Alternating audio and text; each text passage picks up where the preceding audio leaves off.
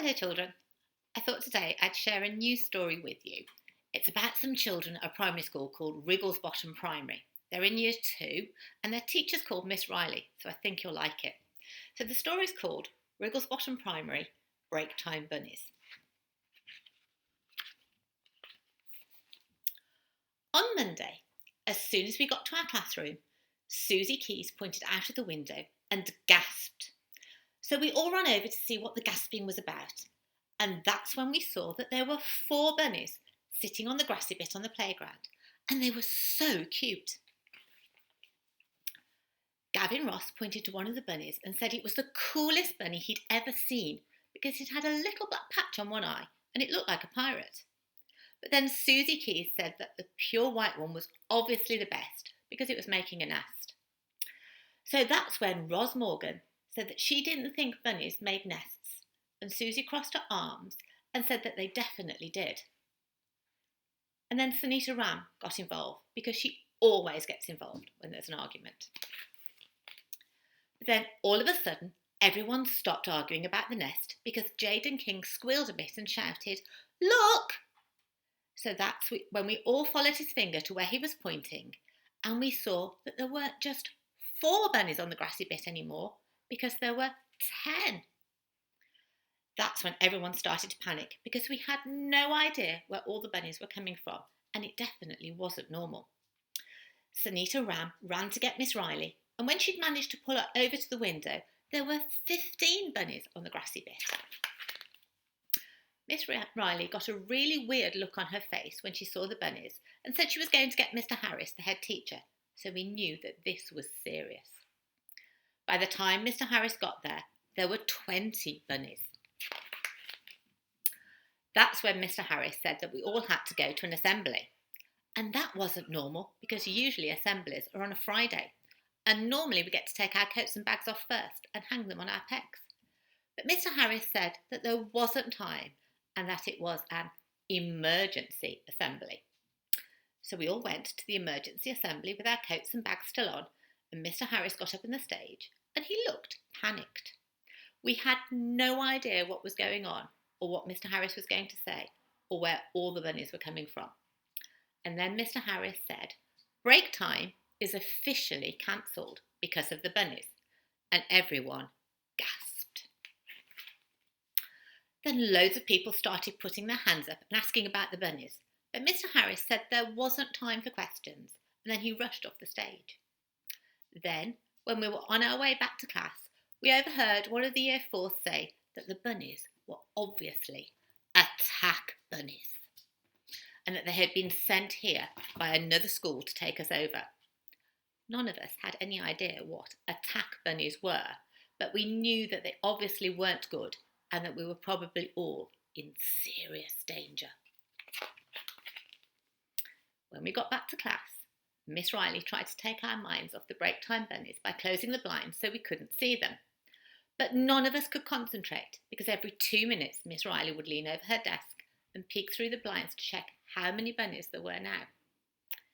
Jaden King said there were probably hundreds of bunnies out there, but Ifram Baxter shook his head and said there were probably thousands and maybe even millions, and that they were getting ready to attack. And that's when Susie Keys got up and started putting her coat on and said that she was going home, because that's what she always does when she gets scared. And then she ran out of the classroom before anyone could stop her. So Miss Riley ran after her, and so did we, because we didn't want the attack bunnies to get her. But then, when we were all running along the corridor, Susie started running back towards us, and she looked like she'd seen a ghost. And that's when we all looked out of the corridor window and saw Mr. Harris was standing in the middle of the grassy bit, and he was completely surrounded by bunnies. And he had a really weird smile on his face. We all got such a fright that we ran screaming back to the classroom. Then Sunita Ram said we needed to get up on top of our desks so that if the attack bunnies made their way into school and along the corridor, they wouldn't be able to get us because bunnies can't jump.